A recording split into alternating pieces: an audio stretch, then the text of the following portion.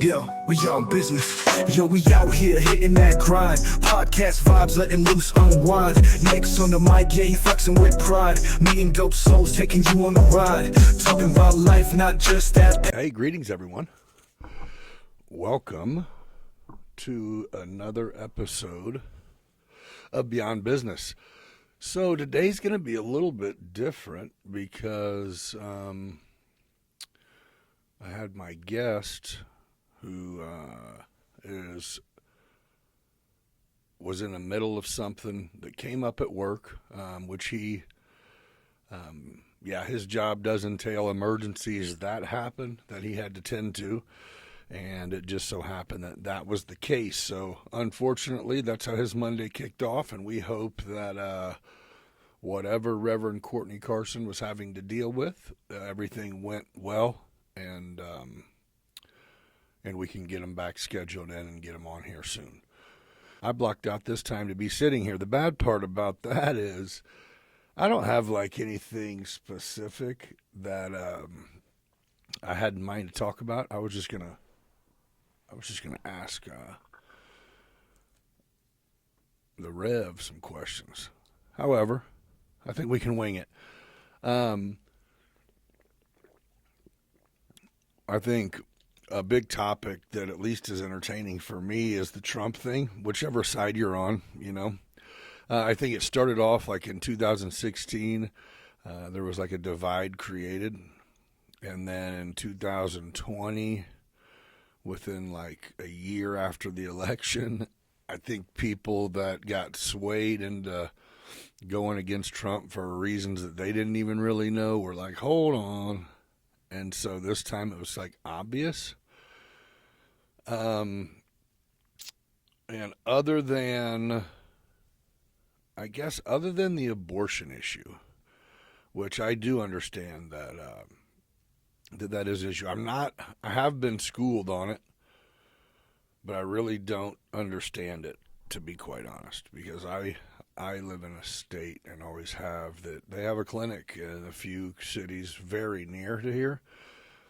And I don't know if that means those are going to shut down, or I don't really know what that means. So I shouldn't comment too much on that.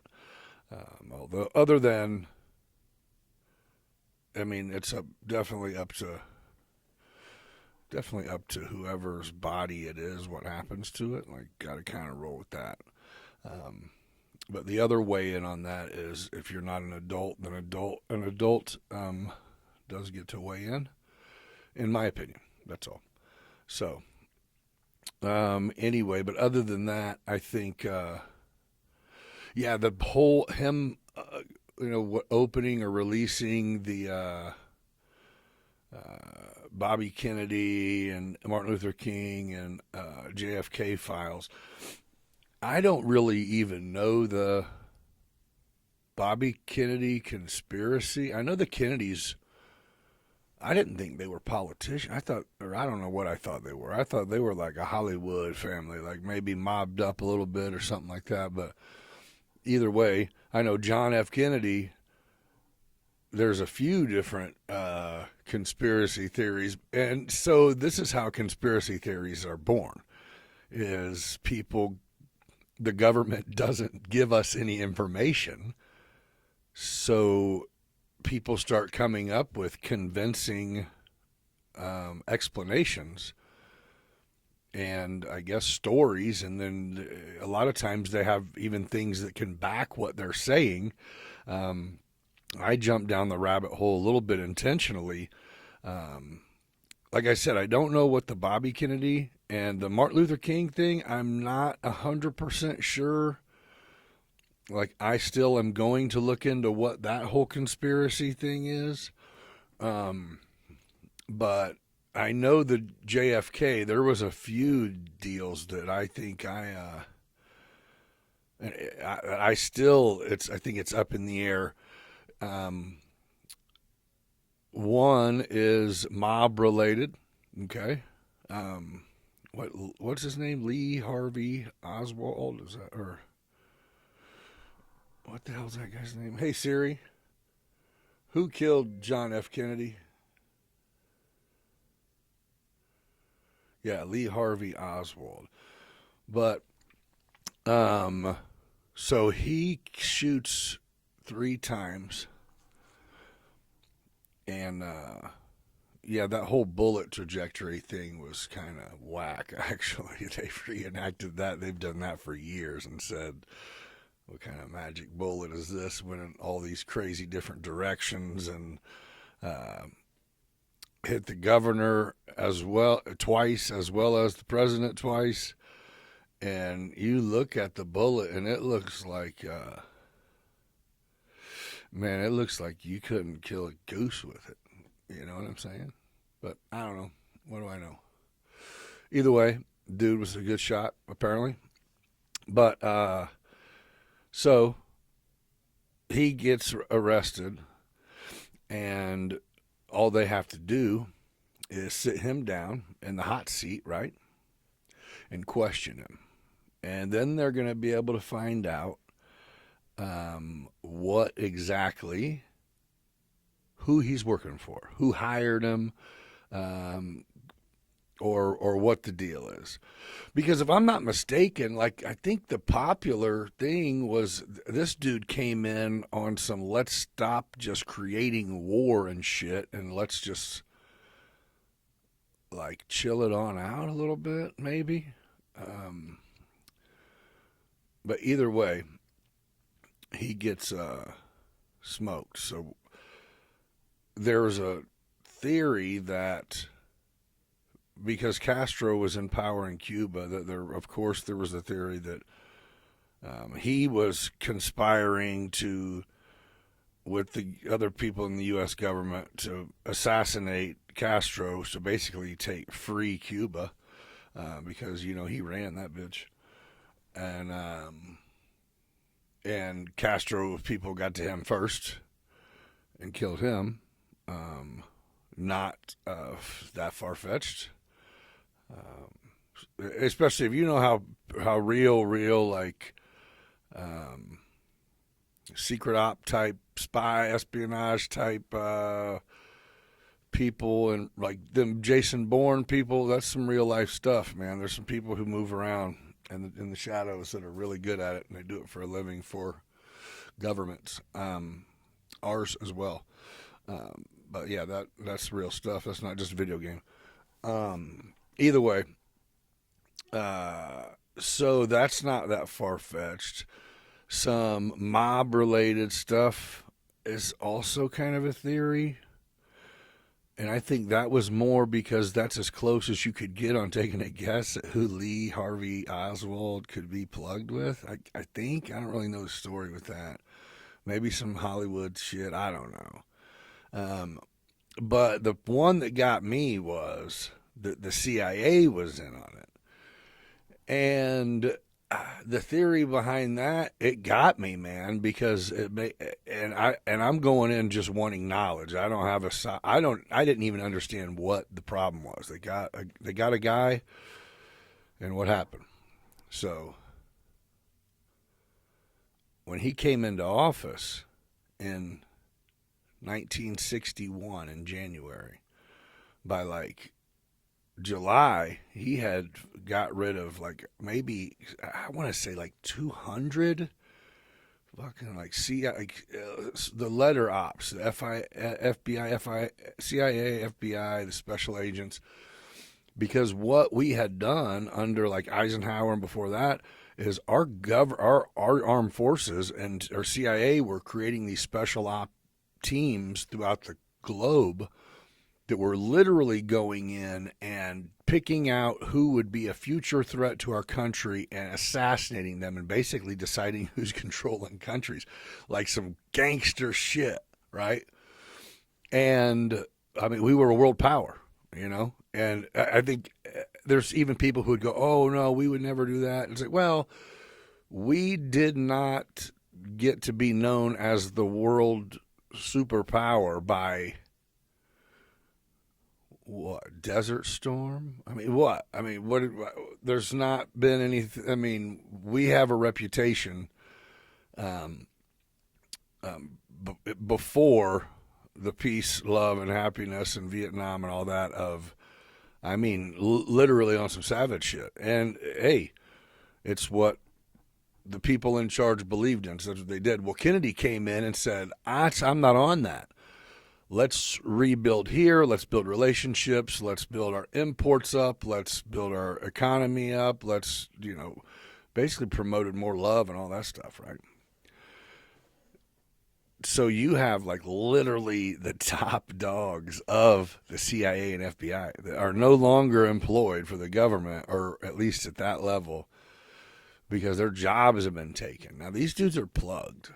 I mean, they literally are the ones in charge of the people who black op it and who live off grid, and the ones they write movies about. But yeah, they're in charge of them. So to think that, I don't think it's so far fetched to think that they could have been involved. And then, of course, the hitch to it all is,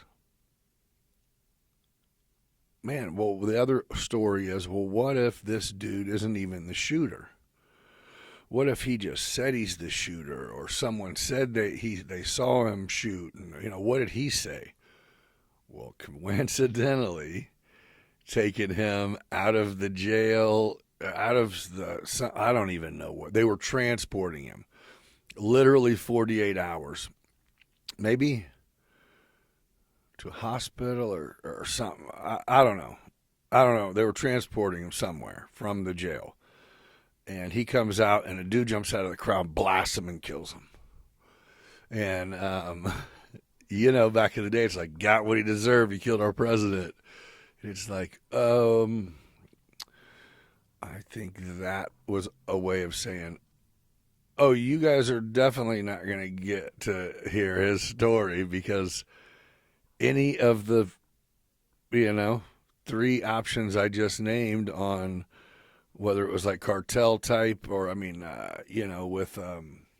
with Cuba, or whether it was mob type, or whether it was CIA, all of them are, if they're willing to kill the president, are certainly willing to smoke this dude. So we never got to see an interview. We never got to hear nothing, see nothing. We got a very short report. And then, so whenever they do an autopsy, they take the shattered fragments, basically. It was kind of disgusting to think, but, and they rebuild all the pieces that they have, they rebuild. When a bullet hits, it disintegrates some parts. But they can essentially put the head together, and you can, or arm or leg or whatever, and you can see the direction that the bullet was traveling based on how the skull or the arm bone, femur, or whatever it hits, based on how it is busted or broken or whatever. And this autopsy was done. Okay. Well, like 3 years later, they decide, somebody, I don't know who exactly, some group or something, decides, you know what? I think it was when people started putting this whole bullet pattern together. They're going, hey, I think maybe we overlooked something, because here's the route that bullet would have had to take. Are we sure there wasn't more than one shooter? Are we sure this is the gun that was used? You know what? Let us look at this again. And there's one piece of that skull that is like, that literally determines the direction that bullet was going, right? And that was the only piece of bone that had magically disappeared and was no longer available to be viewed, was no longer, it was just gone. It just had disappeared. And this was in, 66, or 67 or something like that. And it, back, it was like, ask the question, who'd it go, where'd it go, what happened, who knows, nobody knows. Okay, well, never mind then, I guess. So, do I think that I just went on that ramble about just the stuff I've been absorbing. You guys probably know more than I do. I probably misquoted or have a lot of the story wrong, or I'm uneducated. But I think I have the gist of it too. Um, but it was almost like he was exposing some things, and just being someone for the people, and that doesn't fly whenever you're powerful. Whenever you want to be powerful, it doesn't fly. So the thing is so does Trump opening up these documents? There's a lot of people who are frowning upon it. In my quest to find out about it, there was no shortage of people who are like, "This is wrong. It's whatever." I don't even know. I don't even really understand their argument. Basically saying, you know, all but like one person that could be mentioned in the CIA is dead, and the only person that is not dead was an informant from Mexico, and he's in his late 80s and still alive. And it's like, yeah, so what? And I think that's what Trump said. So what? I mean, what? But do I think that there's going to be a smoking gun saying, "Oh, look, this is who was responsible"? Absolutely not. I mean, I don't think there's going to be an unredacted document regarding that John F. Kennedy case or anything leading up to it or the investigation. I don't think there's going to be not one single unredacted document in there. I think everything will have been changed, and I don't think the original is going to be available. Because you have the benefit of, just like I just said, is you can blame people who are no longer alive. You can say, yes, these are what we have.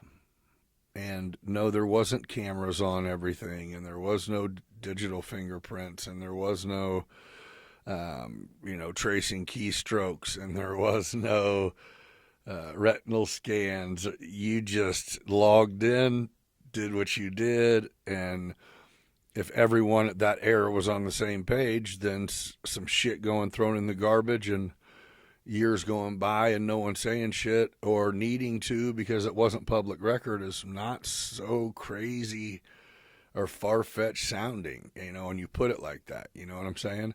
Like, to think now that you guys actually took official documents, modified them to better fit your narrative is treason. It's insane. Like, you assisted in murdering a president if you touch them documents. You assisted in covering up. So that is like treason to the highest. But I don't think that's probably was there. You had I don't know, do we call them like good old boys or what? I mean, hell, this was the 60s. So, they said, oh, we're going to do this how we want. And I think everyone was on the same page other than the one who's dead. So, so here's the thing. People are ragging Trump. And I think Trump even says, like, there's a spokesman for Trump was even like, hey, I'm not releasing these because I anticipate there being a smoking gun. Like, I am just saying that this should have long ago been public knowledge and record, This never should have been top secret information. This should have been something that was available for us long ago. And I couldn't agree more with that, actually. So, good for him. Yeah, but I think it'll be interesting just to see what people cook up, because that's it, dude. There's people who have done like extensive research on this with nothing to even go off of. Like, they came up with, I don't know. I think if you hear, I at least have learned that I form my own opinion based on information rather than I used to hear something and go with it. Like, okay, that's all I know, so that's what it is. I'll still repeat some stuff that I just hear, but I'll make sure that it's known that I just seen this video and this is what it said. Yeah. So we'll see what happens there. I think, what's some other stuff that's going on here, man? Hey Siri, what's new in the P. Diddy case?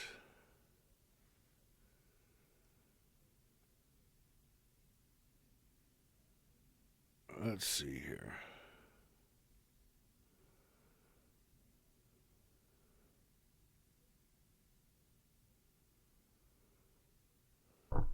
Social media is about to change forever. Check this out. So I'm Marcus. And I'm Ava, and we're AI creators that can say whatever you want. And I bet you can even tell. Details revealed about Sean Combs and Cassie Ventura's freak-offs.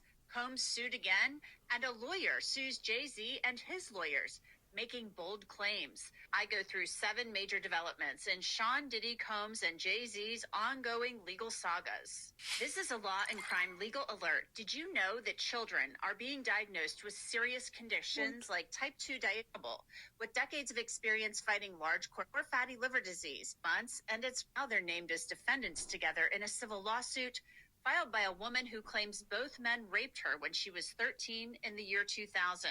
I'll get to the latest on that case in a bit. But first... But wait a minute. Okay. So, I didn't even get into any of that because this seemed like that was just an ad for some other shit. I don't even know what was going on exactly.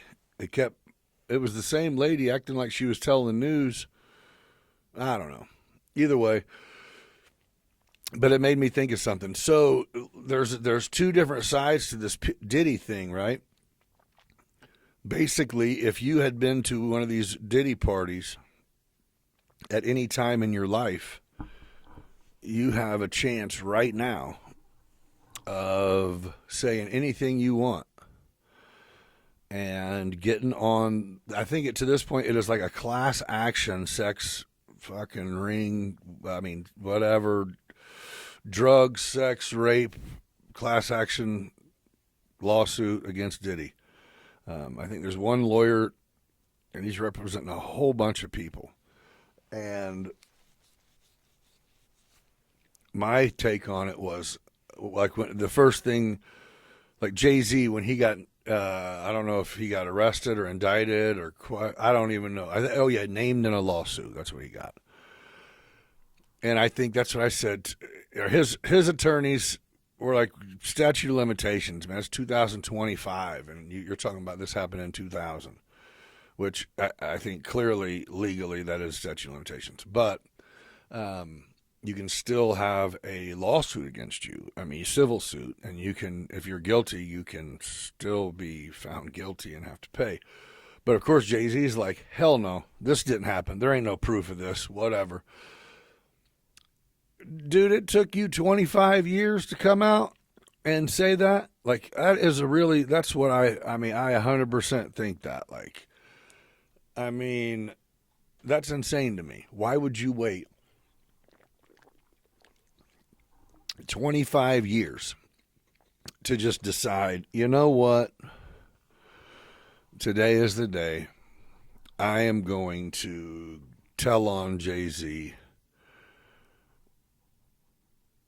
I'm not even going to speculate. I have a bunch of things I want to say, but I don't want to be judgmental like that because I don't know the lady who used to be a young lady, but I'm just going to say you probably knew where you was at and what you were doing. I don't know. But either way, because they were really big hip-hop stars, and you didn't probably run into them at a Wendy's. So either way,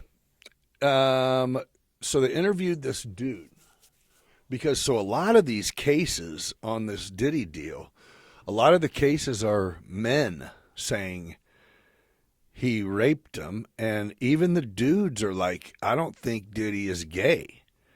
He just is like power struck, which, I mean, that's gay where I'm from. If you're raping these dudes, I mean, that's like gay and sick as shit for raping anyone. Yeah. I don't know what. Yeah, I think a rapist is one thing and gay is another thing, and he's both of those. That's what I think. But anyway, he was going in, and yeah, these dudes were waking up literally with Diddy doing them, and then threatening them with death. And apparently, he had people touching people at the time, and I don't mean like touching them with his hands. I mean like he was touching lives. He was making people disappear. He was powerful. So these are people that are going, okay, I'm still going to be around this dude every day after he just violated me. And the only reason that he did it is to let these people know you're in charge. Like he would refer to him like, you are my bitch. Like, and wanted them to know that was, he dominated them. And that's just, that's a sick dude, man. That's what it was.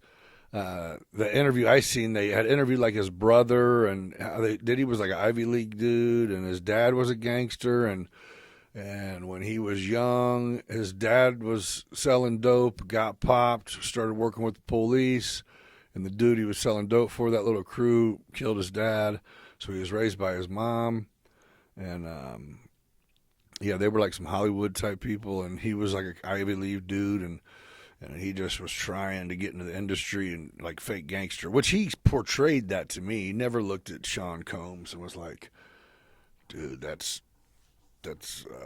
hardcore, dude. It's like, no, he's just like got it figured out in the entertainment deal. He was a pop guy. I mean, a pop guy, but I was a pop star. I don't know. But yeah, so he was, basically thought he was untouchable, I guess, is the deal. But so anyway, these dudes are saying, yeah, I'm coming out now all these years later because I finally feel like he is vulnerable. And I never felt that before. Everything before, I felt like if I was to bring it up or ever mention it, that me or my family would be killed. And they're like, I'm not so sure that can't still happen. Which is one of the reasons they didn't grant Diddy bail, is because how he can reach people. I think Jay-Z's just like, dude, leave me out of this shit. That was one time at a hotel after a concert in 2000, bro. But, I mean, it doesn't make it right. I get that. But, yeah, I don't, I guess I just don't get it. But he's a sicko. He's going to get it. I don't know what, I think he's going to probably kill himself he'll kill himself probably pretty soon. They offered some ungodly amount for bond, said he'd stay at home and do house arrest and all that shit. But again, they're like, no. If you can communicate with people, then you can make things happen. And he's got a ton of money, man. The dude's worth a grip. And, but yeah, he can't. He's done, dude. But as he should be. You can't. Like, he wasn't doing good at all. I mean, he wasn't doing right at all, man. He was ruining people's lives. And that money got to him bad. I was never a fan. I liked Biggie, but I also thought he had something to do with that shit, which I think that's coming out more and more that might be the case. Because I think that was what is said, is he wanted everyone around him, artists included, to know that he was the biggest thing on that label. And it's like, dude, he kind of sucked. So that's crazy to me. But like Mace was better than him. 112 was good. Biggie was good. Mary was on there. What? Who all was on there? Like, that's Little Kim and all them, right? Yeah. Yeah, Diddy was the worst one. He just had a good thing going. But either way, he figured it out. But, man, That above the law shit will get you, man. He thought he was probably sitting back laughing at that Epstein shit. Like, that dude, dummy, don't know what he's doing. Whole time it's like, bro, you're on deck, so just hold up. You see who joined me? He was like, I heard we need a guest. I'll be happy to fill in. Yeah, old Vato, man. Yeah. What else? Well, it's a new year. Do you guys got New Year's resolutions? So here's what's going to happen in season 3. I am going to start. I'll release the roster, right? And I'm also going to release an email address. And this email address will be used for, you'll shoot an email over, and in the subject line you will put the guest name, because you'll know, because I'm going to send you the roster. It'll be posted. And if you have a topic or question that you want me to touch on specifically, I don't care if it's what it is, as long as not vulgar, obviously, but yeah, if you have something you want me to touch on, then you can either shoot me a message and say, ask it anonymously, or you can say, ask it from me, or you can film a little video message and send it over, and we'll play it right here on the show with the guest and have them answer, just to get you guys a little bit more involved as we go. And, of course, we're not doing it live, so you'll know, like I said, you'll know ahead of time. As long as we get the questions in a couple days before the guest is here, then we'll be good. But I'll get that email address posted out here pretty soon. It'll be along with our set season 3 roster locked in, which unfortunately it is possible that even when we lock in a roster, situations like today happen, to where when we do our 12 episodes, we're probably not going to be able to get Mr. Carson back in here before we finish season 2. So if emergencies happen and whatnot, it is possible that guests can get slots bumped or changed or whatever, just based on availability and life happening, which I'm definitely one of those. I understand. That's kind of why I try to overschedule this a little bit, because I understand that things come up and things happen. And once it gets nice out again, my schedule will get tighter. So I will be, I won't have the ability or availability to just pop in and shoot 4 or 5 a week to have some on standby. Which obviously I don't have them on standby, because I plug them out to you guys as soon as I get them, which is what is making me sit here and just talk to you right now. I have no idea.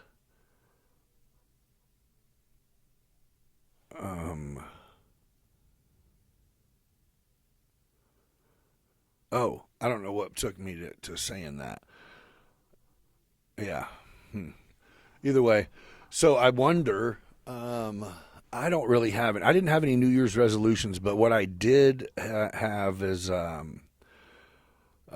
was trying to change a couple habits,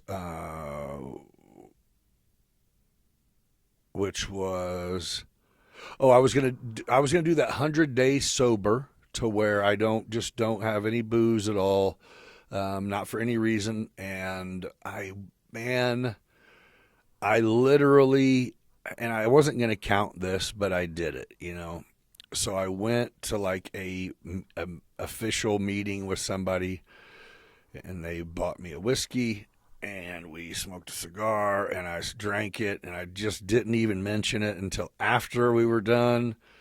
And then he was like, "Oh man, you should have told me." And I was like, "It was my fault. I don't know. I did enjoy it. But I didn't even enjoy it because I knew I was breaking it. Either way, so I'm back on that thing. I'm going to do 100 days, just for no reason. So yeah, I had to restart that 2 weeks ago. And I what I wanted to do is I am in my phone, dude. It's like an addiction, because I operate two companies. I do most everything for this podcast. Well, no, I don't do everything for this podcast, but I have a lot of the responsibility is on me for the podcast. I have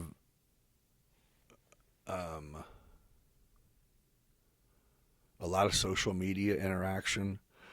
I am very curious. I I get stuck looking up and at different things. I think like all of us, it's almost like I literally have to take time and go. I am going to take this time to like meditate, and it's for me. It's even a struggle. Like my to get my brain to not venture off. I just it's really hard. So what I've been doing, and I'm not great at it, but I used to read a ton. I never was into the Kindle. I've never been into the like books on my iPad. Audiobooks are the bomb. I'm a huge fan of those when I drive. But yeah, I have been someone whenever Zane came on, Zane Peterson, shout out Zane from Main Place Real Estate, or Main Place Properties, I'm sorry. He had mentioned a book that's called, it's Dale Carnegie, How to Win Friends and Influence People, or something along those lines. I might have said all that wrong, but either way, after he had mentioned it to me anonymously, the book showed up, was delivered, and I kind of think I reached out to him and maybe thanked him for it, and he was like, "I did not send that."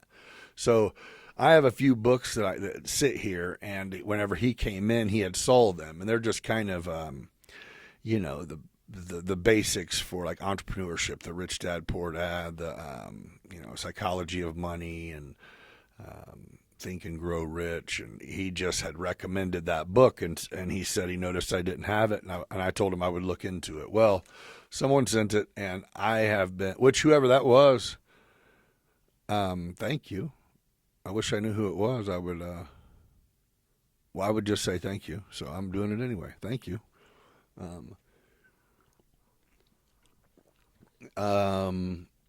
But I have been digging into that book, and I do enjoy it. I need to like leave my phone in the truck when I read or something. I don't know. I get so easily distracted, but I'm trying to force. Once I get in, I want to finish something that I'm reading. So once I can get focused, it works out pretty good. My problem is what I've been trying to do is do that before bed, right?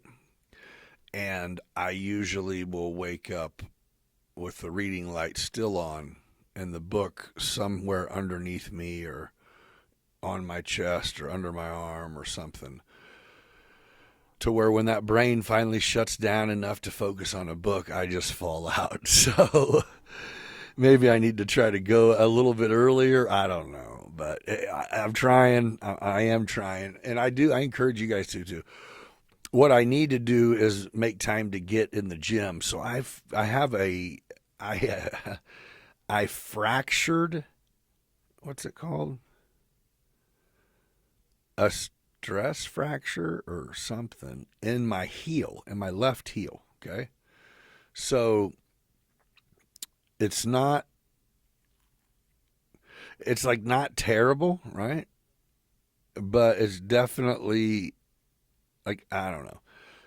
If I'm on my feet all day, or something like that, then the next day it hurts. It hurts bad. It feels like I just smashed my heel into the ground and I can't freaking put weight on it. So that sucks. Only way for it to heal is literally just kind of elevate it, take some time off, some weight off of it, and I'm going the long route because I don't do any of those things. So I say that sissy excuse of saying I need to get my fat ass back in the gym more often. Because I can do a lot of things not heel related, but I think that's just been my excuse. And I'm gonna stop. I'm gonna stop using that as an excuse and just be conscious of it and say, you know what, let's do some other things because Lord knows I need to. But yeah, I'm excited to see what this year brings, both in our country and just in my personal life. And my son plays travel baseball. And so, this will be his first year playing high school baseball. And then, which if you don't know who he is, if you look on YouTube at like the sneak peek or the office sneak peek before episode 1, he and I sat down on the same day that the Tyson and Jake Paul fight was and did like a 30-minute episode with a mic check and studio check just to see if I was even going to know how to make this thing work. And it went pretty well. Matter of fact, I'm going to get him back in here as my guest here really soon, and just sit down and let you guys get to know him a little bit. He's a real cool guy. The older he gets, the more I dig him. You guys have probably heard me say it to several guests. I'm not one of the people who's like, oh, I miss him being a baby.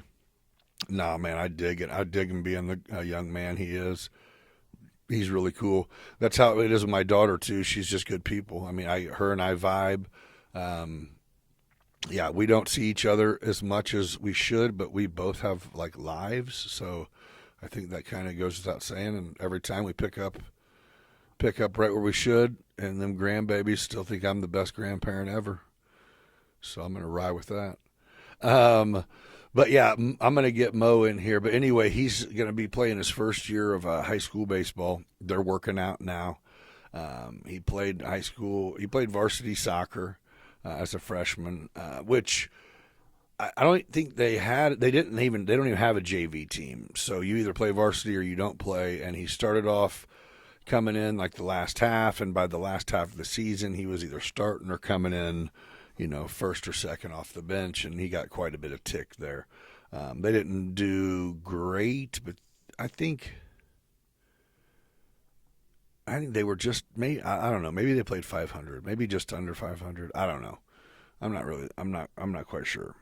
I felt like they started off on fire and then got extinguished. But they were in the playoffs, so I don't know if that's just what everybody does or I don't know how that works. But not for long. But anyway, going into baseball, that'll be fun. This is the first time he's played travel ball his whole career, I guess. Since he was 8 years old, we've been traveling around playing tournaments on weekends, and rather than playing like a season of every Tuesday and Thursday or whatever normal used to be. And you always play within your age, you know what I'm saying? So when you're, and I know some of you are listening going, yeah, we know how this works, but other people don't. So it's like if your kid is 12, then you play 13U or whatever, So you don't play when you're 13. You don't play with 15-year-olds or 16-year-olds. You play with 13-year-olds.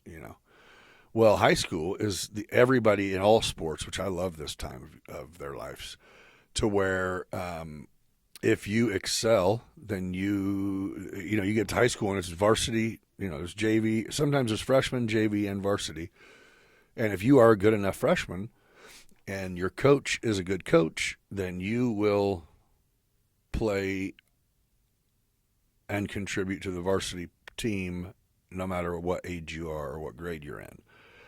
And so it kind of just I'm not even saying that he's going to be or do anything. I don't know what kind of talent they have. I don't know what they need, what they're looking for, what they're missing, or what he'll do. I know he's hit a nice little growth spurt, so it'll be definitely a little more interesting. But I'm just saying he is 13, and he'll turn 14 during high school baseball. But it's going to be cool because he's playing with kids that are 15, 16, 17, some even 18. And I don't know who, most of you probably know because you had kids or were a kid, is the body change that happens from like 13 or 14 to 18, usually for a young man, is nothing short of spectacular, So it is kind of it. I haven't, like I said, I haven't seen the kids, and I haven't even really talked to him about it. But yeah, I think that is what'll be interesting. Is going. I never was phased. I never was phased by playing with the older guys whenever I was in high school. But I thought I was better than them. So yeah. I mean, at baseball anyway. I thought I should have been, even when I wasn't starting. It was like, this dude's starting because he's a senior. He sucks. But football, yeah, same. I was like, I hadn't played until high school, but I was like, yeah, I'm better than this guy. So, and it just was a matter of time. And wait, no, my freshman year I didn't play varsity. My sophomore year I did. My freshman year I dressed varsity, and that was supposed to be like a privilege. And that just meant when everyone else got to have fun on Friday night and go to the football game, I was stuck going through the drills, warming up, all this shit, but don't get in, don't even get looked at to might go in. Just stand there. I just wasn't a diehard. I wasn't a football guy. I was a baseball guy who came to a school that was small, and at that time of year, you were a 3-sport athlete. If you played sports, you played 3. And your only option was baseball or track. But you're definitely playing basketball, you're definitely playing football, and you're definitely playing baseball or track. So, yeah, I came at the beginning of the school year, started my freshman year of high school in Macon, and it was like, okay, so you're playing football. And I'm like, okay, I guess I'm playing football. So I didn't love it, but I did love the idea. I mean, it was like football, the team eating dinner together and the pep rallies and being, the spotlight. Yeah, that shit was fun. Yeah, I can't lie. That was fun. Well, we just weren't good. So it makes it hard. Like, I had been on some competitive baseball teams that won some games in some good situations and dominated a little bit, and that was really exciting. But as for football, I didn't ever have that. Like, there wasn't even a time where it was kind of a situation where it felt like we were good. It was like, no, we suck. And yeah, it's hard for that to be fun. Which, yeah, so not only do I hope, if I had to take a pick between if I wished my son would, if his high school team, if they would be mediocre and him start varsity, or, excuse me, sorry. If I had to choose between his team being mediocre, but him having a starting spot on varsity, or his team being good and him needing to work to even make the varsity roster, I would go with option B all day long. And so would he. He's already been in a situation before where in junior high, dude, he went to Our Lady of Lourdes, and he was the only 6th, only 7th, and only 8th grader. So 3 years in a row, he was the only person in junior high that played junior high baseball. And being that he was the only one, well, I would assume that just meant you're busted. You are not going to be playing baseball. Instead, they have to let you play. So were at a private school. And so they contacted another private school down the road, and they're like, we got a baseball player. So he literally went down the street, played at LSA, and shout out to the coaches there, Brad, and excuse me, I don't know what the other guy's name is. I mean, the team was terrible, man. It was terrible. It was just, I mean, in my world, you don't. And maybe in real life, to come out and start playing baseball when you're in junior high, maybe that is normal. I don't know. But in my world, it was not. So my son was like 6th grade. And now when I say he went through a growth spurt, that's recently. So he's like maybe 5'9", 5'10" now, or 5'8", 5'9", something like that. But dude, this dude was under 5 foot until like a year ago, I feel like. Not really, but.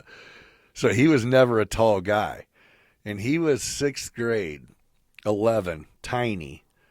And I mean, light years better. Like, to the point where it went from being a confidence boost playing on his junior high team to, like, embarrassing. I mean, even for him. Like, it was like, okay. All right, I'm going to get up. I'm going to hit a double or triple. I'm going to play shortstop. If I'm not playing shortstop, and he don't even play shortstop in like travel ball, but it's like, where do you put the best player? I mean, the only one who for sure is sound, and I can't say the only one because there was actually like 2 or 3, but it goes, I think, pitch, catch, first base, shortstop. We had like 3 guys, and it was like, or 3 or 4 dudes. It was like the catcher was good, the first baseman was good, and Mo was good at shortstop. And either one of any of those 3 pitching was good. But that was only 2 positions in the field at all times that the ball was getting. It was just a shit show, dude. But that was my first go at kind of. It was, of course, at first it was proud because I was proud because we weren't the only team. That was like, holy shit, they just started playing baseball here. I mean, we actually won some games. So you can just imagine, I mean, Mo's going out getting 12 strikeouts. It's just like, oh my gosh, dude. Strike. It's just sitting them down. You're allowed 70 pitches, and he's just sitting everybody down. Working on his junk, and his hands like, as big as my palm is his whole hand, and he's working on throwing like change ups and shit. It was great. But yeah, we ain't on that no more. Now it's, let's see what you need to work towards. And I don't know if he has any aspirations to play college ball at all or not. I think this year right here will probably tell him. And yeah, I guess I don't know. I don't know. I don't know. He hasn't been the only thing that I take good away from him bouncing around programs a little bit. Like, I coached for a while. He played for a team before that I didn't coach for. Well, then I ended up helping coach. And then now he's at a different program, as we're not like rooted in anywhere. So it's not like, if opportunity comes and he likes it, then we can do it. Because it is, a lot of times these kids, and if you've seen this kid pitch, it's like he's a growth spurt away from doing some damage. So we'll see if that was the growth spurt or if we're in the middle of it still now. But he has this leg kick that's crazy. But so if things go how we hope, if you are outstanding where you're at, then in sports, especially as a parent of a young athlete, if your kid is excelling and standing out where they're at, then it's time to move up. It's time to move up and move on. And there's no harm in it, man. I'm telling you what, there'll be some people that are a little butthurt at first, or, they think they're better than us. And that's not the case, right? You know that. We know that. But you have to do what's best for your kid, and that is in the sports world. If you are in it as a social event and as just to make memories with your child and their friends, then by all means, do that. But if you're chasing the dream of maybe pursuing sports, then you have to go challenge that kid. You have to put them in a situation where they are grinding to be better, not because you're telling them to, or you're working harder with them away from practice. You have to be putting them out there in a situation where they are not the superstar, and it's only going to improve them so much. Yeah, and not to mention, like I said, Mo's played on a few different clubs now. Dude, now we go to any school, and he's played with kids from it. It's nothing but love. So it's just like a lot of the guys out there, if you're watching, that we know each other personally. There's a really good chance we know each other. If it's not because we've worked together, then before that, it was probably because we played ball together, whether we were on different teams or the same team or whatever. I think that's where it's at. And I think that's the part, is once you go to a different team, you're not enemies. That's just your boy you used to play ball with. I mean, of course, they're the other side when you're playing. That's what I think sucks about the whole and Jostis and I talked about it. He kind of explained it to me. So, yeah, back in the day, it was like Argenta, Macon, Warrensburg, Maroa, all these little towns that are all around Decatur, all played each other in sports and all knew each other, all kept stats on each other. As a matter of fact, when those who didn't make it to the playoffs, those who would go support the ones who did once playoff season came. Like it was a thing, you know what I mean? We didn't hate each other. We fake did. But yeah, it was like it was a sports brotherhood, a community thing. Well, they broke up the Okaw Valley, so that screws it. Well, even with like summer league, there's no such thing as like competitive summer league baseball. It's you're traveling. I mean, yeah, that was it. When I stopped coaching, it was like, where do you want to play? And the options were all hosting towns that were at least 45 minutes from home. And yeah, so I'm kind of making that. I guess it's not a sacrifice. Well, yeah, it is. I'm making that sacrifice for him, as is his mom, so he can make memories and have fun. And we are kind of seeing. It's like I'm in the mindset of now, the first year of high school baseball. Then we're going to be playing 15U. Is that what this is? 14U, something, whatever we're about to play. Wait, he is 14. Yeah. So 15U. Yeah. Either way. It's like, yeah, this is going to be the year where you decide if you want to show out and clown and do some damage and maybe pursue college, then we'll see what the next move is. But yeah, I think high school, that's the time. I mean, now is when you start making some noise. You start making a stat sheet. You start, hell, I have him in one of these apps that I signed up for through one of the tournament programs that we play in. And you already have coaches that look at his profile just to look and see if there's been an update. Yeah. But yeah, I don't know. I was talking about the gym and all that stuff because that's my way of encouraging you that if you didn't have a resolution, you don't have to. Do something different, man.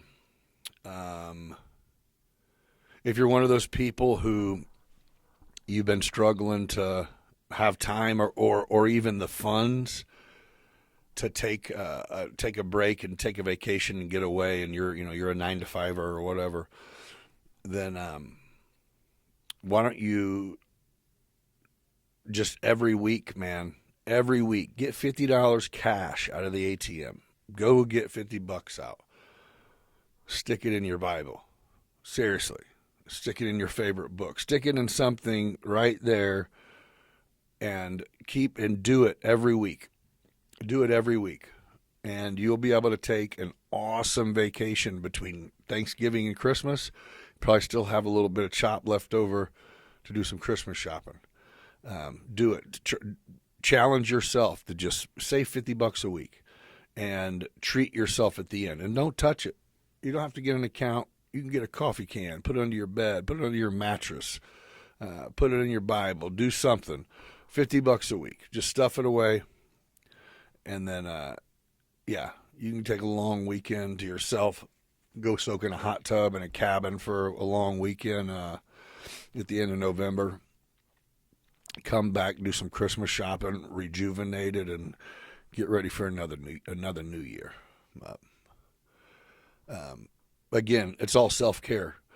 And that's what I'm trying to focus on. I'm trying to encourage is, take time to recharge. If you're one of those who do for yourself and everyone else, and the expectation is that you are just going to stay solid and stay golden, then good job on being that person.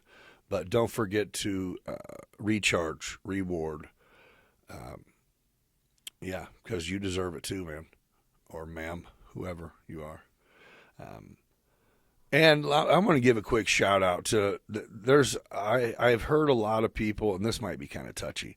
There's a lot of excuses on how the people are nowadays. There's a lot of fault gets blamed on the parenting, which I'm one of the people who blame how misconstrued a lot of kids is on parenting, because I really don't know who else can be to blame on how kids act than the parents. But I say that to say, shout out to most of the single moms that I know that dad the heck up, and there's no excuse. There is no poor me. There is no, well, I guess my kids are just going to be shitty because I made a bad choice or because their dad decided to be abusive. Now our life's just going to suck. No, that's not real life. Real life is you bringing a human into this world, and you are responsible for them, and you become more responsible for yourself and that child because of that child.